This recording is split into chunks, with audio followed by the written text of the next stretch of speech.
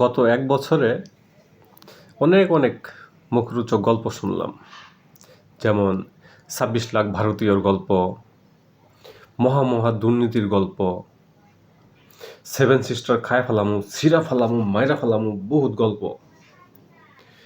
তো এই বিষয়ে এক বিশেষজ্ঞ মুরব্বীর সাথে কথা কইতে গেলাম। তোনারে বললাম, দাদু,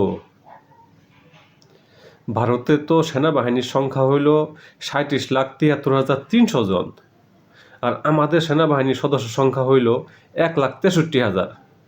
তাইলে সেভেন সিস্টার দখল করমু কেমনে? মুরব্বী হাইসে দিয়া কইল কি জানেন, ভারতের আছে বায়ুসেনা, মহাজনের আছে বায়ুসেনা। কি বলবো বলেন?